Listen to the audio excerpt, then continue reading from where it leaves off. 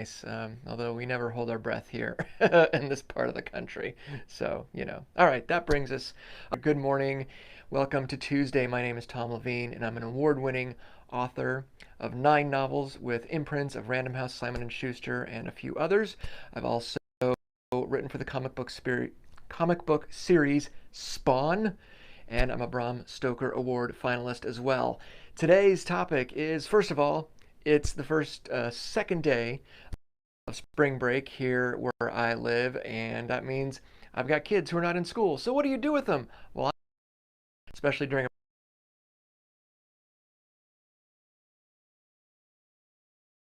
to have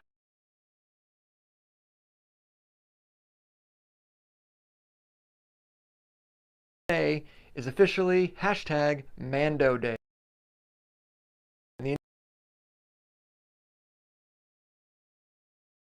So no spoilers.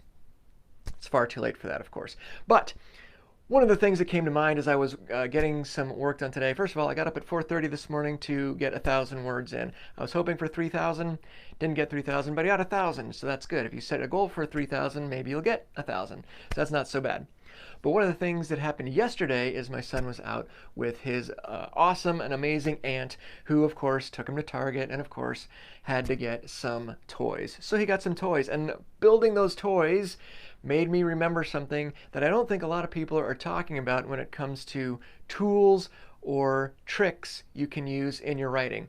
And that's what I want to talk about briefly today. If you write in a genre, and again, this doesn't matter it could be comic books, it could be short fiction, it could be a screenplay, whatever it is that you're working on.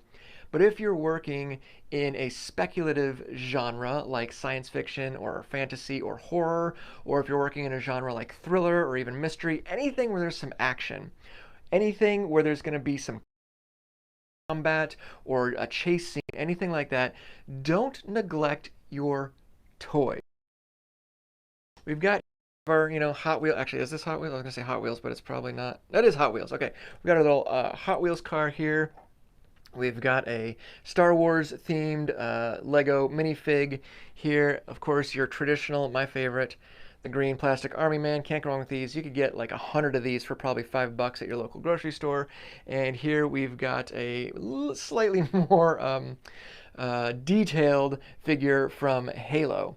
Now you could use G.I. Joe guys, you could use any of these kinds of things, but all of these toys, such as they are, which are cool and you should just play with them because they're fun, but all of these can be used for what we call in theater is blocking. Blocking is the movement that we do on stage. Anything from I stand up and cross stage left to a giant sword fight in a Shakespearean tragedy, whatever. Any kind of movement you do on stage is referred to as blocking. And so I've adopted that term for our writing as well. Any physical actions your character takes, we will call blocking. Now, for our purposes, I also use blocking to refer to things like shaking their head or rolling their eyes or cocking out their hip or whatever. So it's not just combat or fighting or walking. It's also all these big facial and physical things that we make our characters do to indicate, displeasure or pleasure or whatever it is the case may be. I'll set you back down here. But what I'm talking about when it comes to this stuff, this type of blocking, is just imagine in your thriller, right? You need to have, you know that there's a big car chase coming up. There's nothing better for blocking out a car chase than getting a couple of your Matchbox cars and sitting down on the floor, table, whatever. Someone in your house or someone you know has really cool maps. I didn't bring them over here. I should have. My past includes playing games like BattleTech, and BattleTech includes these giant paper grid system sort of maps, and those are really fun to use for blocking in my stories, and I've done it lots and lots of times. So you can block out a car chase, right? Or you could block out, if there's a gunfight going on, you can move your little guys, draw out a little map on your table, or you can build them with Legos. I mean, the possibilities are endless, right? But the point is, you can use something this simple and this cheap, this readily available to really get a bird's eye view of what your characters are doing and how realistic, quote unquote, some of your things can be. Now, your level of realism, that's entirely up to you, right? You can go absolutely crazy with your realism, you know, or you can be super hyper realistic. It all depends. That's up to you.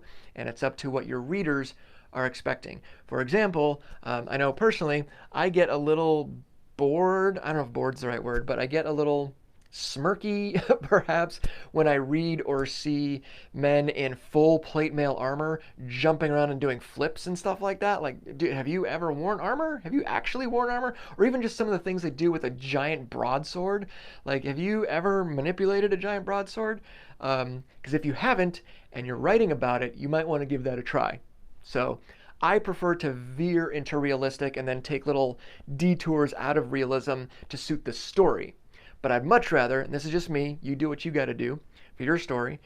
I prefer to veer into the realistic, and then if my realism gets in the way of the story, then to hell with realism. We're gonna tell the story however it needs to be told. Okay, but stuff like this, we would actually use back in the day when we played BattleTech.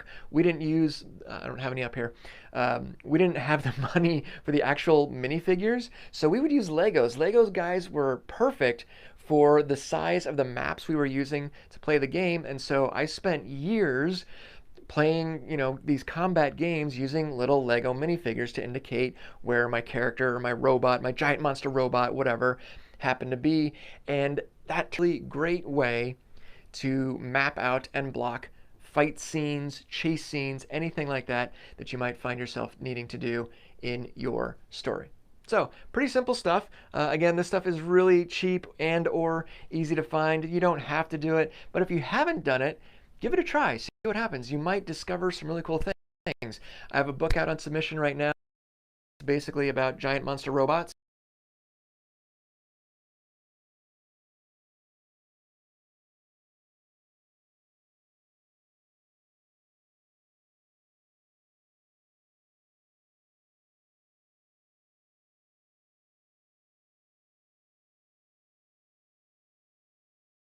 Whatever you're comfortable with, really made a difference in writing those combat sequences. It was a lot easier for me to imagine what was happening and then show it to myself, if that makes sense. Okay, so don't give up playing. Don't give up playing. Grab those old toys you got in the closet or your